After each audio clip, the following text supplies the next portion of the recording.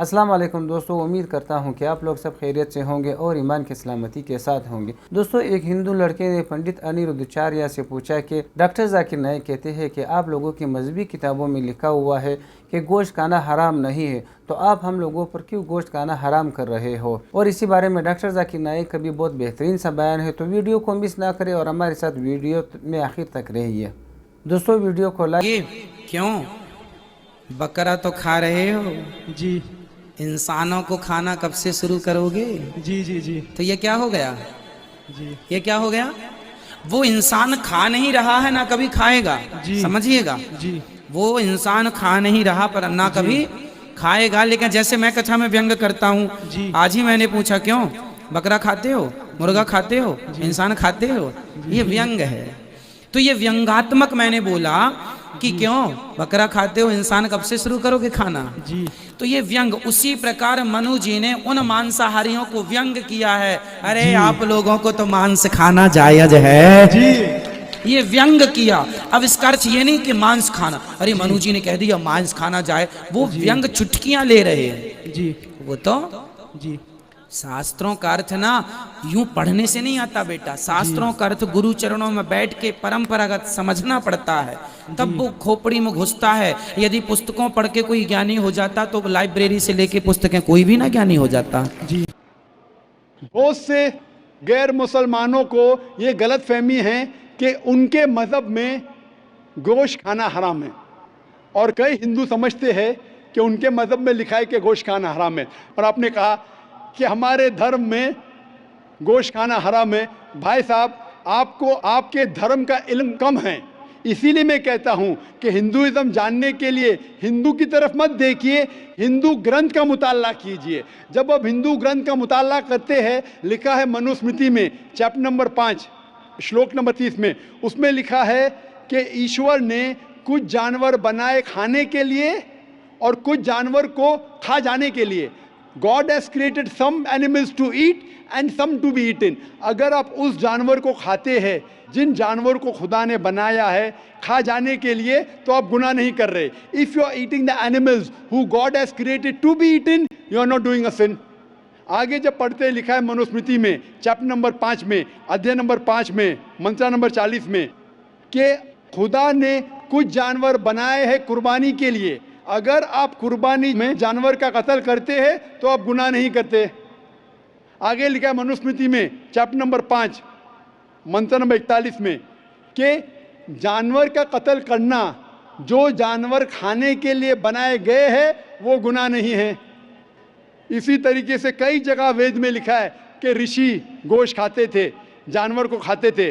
वक्त नहीं है डिटेल में बात करने का, लेकिन अगर आप महाभारत पढ़ेंगे अनुशासन पर्व चैप्टर नंबर 88, इसके अंदर युधिष्ठिर जो पांडव का एक भाई था, वो पूछता है भीष्म से कि हम यज्ञ में पूजा में क्या खाना दे भगवान को, ईश्वर को, ताकि हमारे पुरखों को संतुष्ट मिले।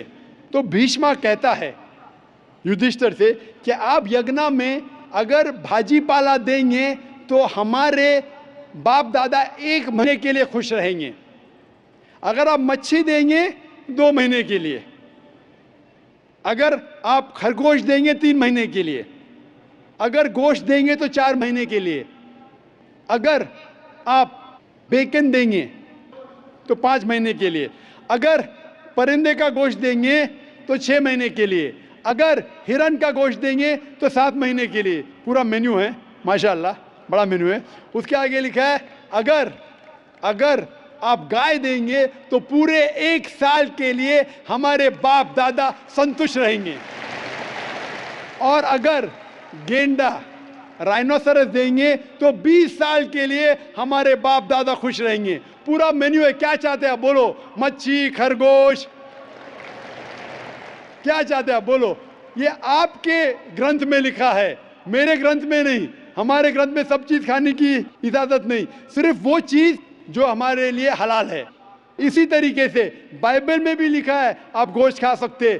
अक्सर धर्म की किताबों में लिखा है कि आप गोश्त खा सकते हैं। आप मेरा अगर एक डिबेट देखेंगे जिसका मौजू था, is eating non vegetarian food permitted और prohibited for a human being? क्या इंसान के लिए गोश्त खाना हलाल है या हराम है? और मैंने डिबेट किया था एक जैन के साथ जिसका नाम था रश्मिबाई झवेरी। वो इंडियन वेजिटेरियन कांग्रेस का सदर था, प्रेसिडेंट था। वो दुनिया भर घूमता है बताने के लिए कि नॉनवेज हराम है, और उसने मुझे चैलेंज किया।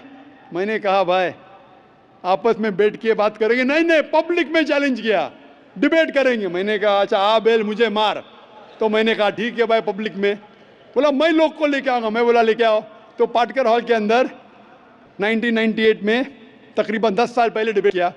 वो देखेंगे सारी डिटेल्स है। लेकिन हिंदू मज़हब की किताब में ये लिखने के बाद कि गोश्त खा सकते, फिर भी कुछ हिंदू शाकाहारी क्यों हैं, वेजिटेरियन क्यों? क्योंकि वो मुतासिर हो रहे थे बाकी फ़लसफ़े के साथ जिसमें कहा गया है नॉन वायलेंस।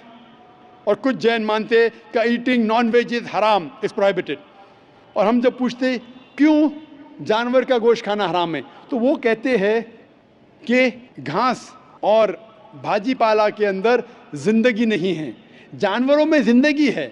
जब आप कोई ज़िंदगी लेते हैं, किसी का कत्ल करते हराम है। आज साइंस तरक्की करने के बाद पता चलता है कि वेजिटेबल्स में भी जान है, भाजी पाला में भी जान है। तो वो ज़रा अपनी फिलॉसफी को तब्दील करते। ठीक है, हम जानते हैं कि वेजिटेबल्स में जान है, लेकिन वेजिटेबल्स डोंट फील पेन, वो दर्द को महसूस नहीं करते। जानवर दर्द को महसूस करते, इसीलिए वेजिटेबल्स खाना गुनाह नहीं है, जानवर को खाना गुनाह है।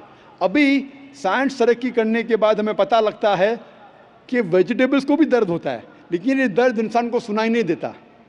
वेजिटेबल्स भी अफसोस करते हैं, वेजिटेबल्स भी रोते हैं, लेकिन हमें सुनाई नहीं देता।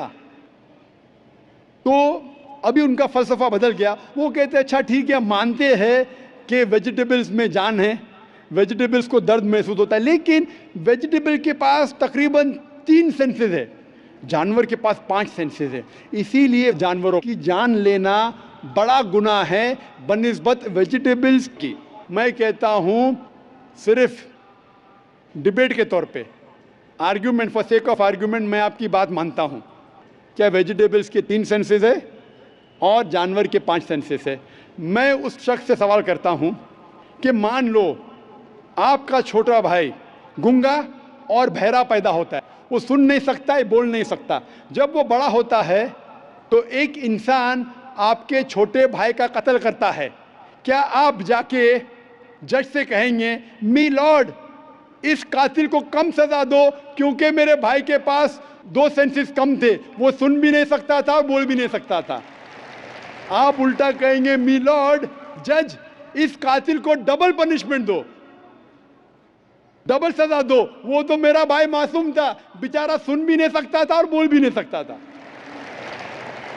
इस्लाम में 2 सेंसेस कम या ज़्यादा के वजह से कोई खाना हराम या हलाल नहीं होता है। जो चीज़ आपके लिए तैयब है वो आप खा सकते हैं। इसी तरीके से कई वजह। लेकिन अगर कोई नॉन मुस्लिम मुझसे ये कहता है कि मैं वेजिटेरियन हूँ, मुझे कोई गिला शिकवा नहीं, आपको नॉनवेज पसंद नहीं है आप मत खाइए, लेकिन कोई नॉन मुस्लिम, कोई गैर मुसलमान, कोई हिंदू मुझसे कहता है कि आप जानवरों का कत्ल करते हैं वो गुनाह है, तो मैं उनसे कहता हूँ इस बात को मैं तस्लीम नहीं करता हूँ। आप अगर गोश्त नहीं खाना चाहते हैं, मैं आपसे खुश हूँ। अगर हिंदुस्तान में सब गैर मुस्लिम गोश्त खाने लगेंगे तो गोश्त का भाव बढ़ जाएगा। तो मुझे कोई गिला शिकवा नहीं अगर गैर मुस्लिम गोश्त नहीं खाते, लेकिन अगर मुझसे कहते हैं कि गोश्त खाना गुनाह है तो मैं ये जवाब देता हूँ। अभी आपको संतुष्ट हो चुका होगा कि साइंस के मुताबिक, आपके मज़हब की किताब के मुताबिक, कुरान के मुताबिक गोश्त खाने की इजाज़त है सारे इंसान को। Hope the answers the question. तो दोस्तों ये थी हमारी आज की वीडियो। उम्मीद करते हैं कि आप लोगों को पसंद आएगी और सीखने के लिए कुछ मिला होगा। दोस्तों आज की वीडियो बहुत इंटरेस्टिंग वीडियो थी।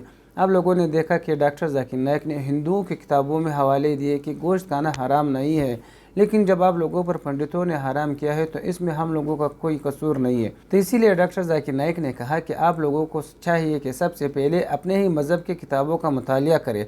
आप पंडितों और पादरियों की बात को न मानिए, पहले मुतालिया करें कि आप लोगों की किताबों में लिखा हुआ क्या है।